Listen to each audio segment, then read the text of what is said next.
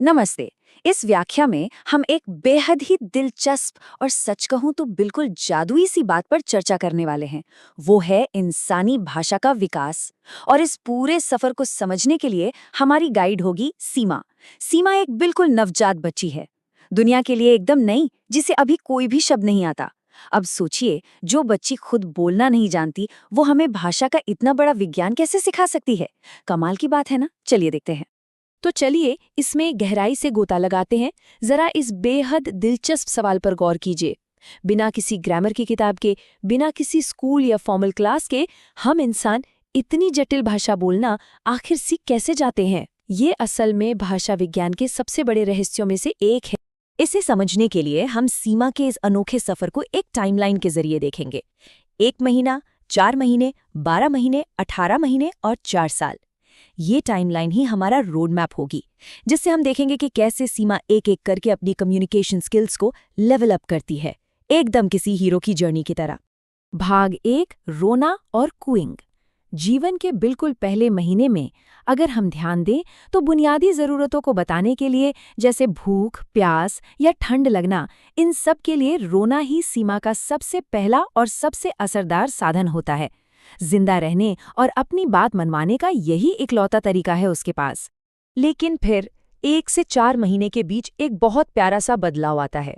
सीमा अब सिर्फ रोती नहीं है, बल्कि बहुत ही मीठी मीठी आवाजें निकालना शुरू कर देती है, जैसे ऊ आ।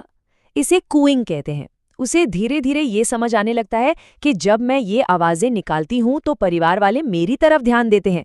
वो एक तरह का सोशल लूप बना लेती है और असल में बातचीत करना सीखने का ये बिल्कुल पहला कदम है। चलिए अब आगे बढ़ते हैं और देखते हैं कि ये सब आगे कैसे विकसित होता है। भाग 2, बैबलिंग का खेल।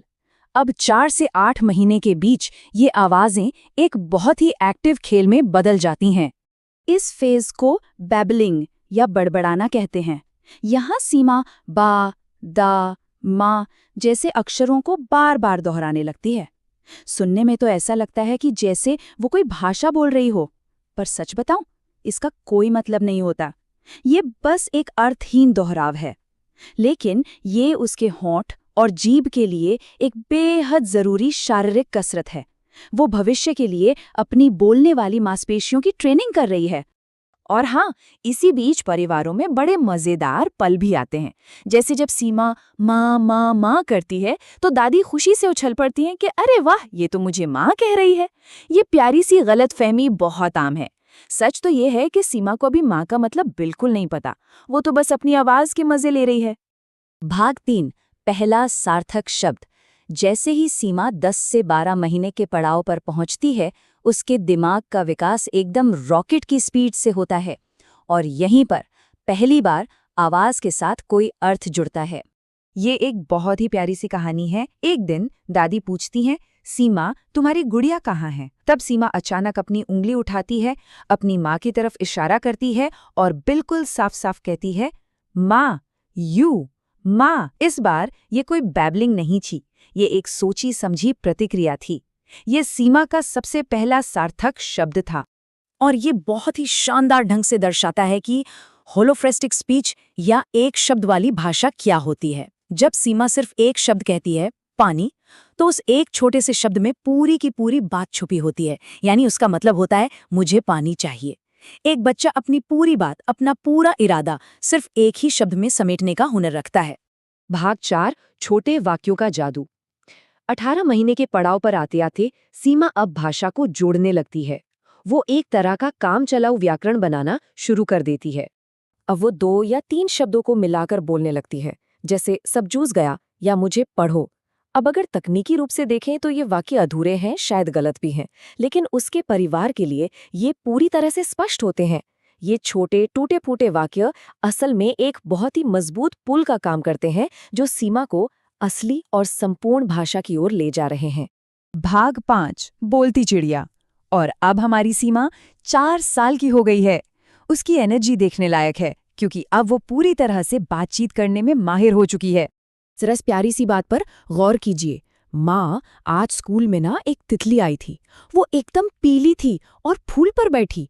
अच्छा माँ, क्या तितली भी दूध पीती है? आप समझ रहे हैं? यहाँ सीमा सिर्फ बोल नहीं रही है, वो अपने दिन भर की घटनाओं को प्रोसेस कर रही है, कहानी सुना रही है, और तो और प्रकृति को लेकर एक बहुत ही तार्किक और जटिल सवाल पूछ रही है। इस उम्र में वो भाषा का इस्तेमाल बिल्कुल किसी वयस्क की तरह करने लगी है। वो बाकायदा हुक्म चलाती है, पापा चलो झूला। वो अपनी बात मनवाने के लिए मीठी मीठी बहस भी करती है। उसकी इन्हीं लगातार और फर्राटेदार बातों को सुनकर ही तो दादी ने उसे बोलती चिड़िया नाम दे दिया है। तो सबसे अहम बात यह है, भाग 6, भाषा का सार्वभौमिक सफर। अब हम सीमा की कहानी से थोड़ा जूम आउट करते हैं और भाषा विज्ञान की उस बड़ी यूनिवर्सल सच्चाई को देखते हैं जो हम सब पर लागू होती है। अब इस स्लाइड के बारे में जो बात वाकई में सबसे दिलचस्प है वो है ये विशिष्ट क्रम। पहले रोना, फिर कूइंग, उसके बाद बैबलिंग, फिर पहला सार्थक शब्द और अंत में पूरी बातचीत। ये साबित करता है कि दुनिया का हर इंसान भाषा सीखने के लिए मूल रूप से बिल्कुल इसी एक एल्गोरिदम को फॉलो करता है। मातृभाषा चाहे जो भी हो, हिंदी, अंग्रेजी, तमिल, उड़िया, ये पगडंडी हर एक बच्चे के लिए बिल्कुल एक समान होती है। और सबसे खास बात यह है कि इस पूरे सफर में किसी भारी भरकम किताब की कोई जरूरत नहीं पड़ी। इसके लिए सिर्फ एक प्यार भरे माहौल और थोड़े से धैर्य की आवश्यकता होती है। हमारे स्रोत से एक बहुत ही खूबसूरत और गहरी बात निकल कर आती है। बच्चे की जुबान की पहली कोशिश को मुस्कुराकर सुनो, वही उसकी अंग्रेजी, हिंदी या दुनिया की कोई भी भाषा सीखने की शुरुआत होती है। बस यही इस कहानी का असली सार है। वो छोटी छोटी बिना मतलब की आवाजें ही कल के महान संवाद की सबसे मजबूत नींव हैं। हम सब ने भी तो बिल्कुल इसी तरह शुरुआत की थी। तो अंत में हम बस एक विचार के साथ आपको छोड़ना चाहेंगे। क्या आपके परिवार में कभी इस बात का जिक्र हुआ है कि आपके जीवन का वो सबसे पहला सार्थक शब्द क्या था? इंसान की अपनी उस अनकही यात्रा के बारे में सोचना ही अपने आप में एक बेहद सुखद एहसास है।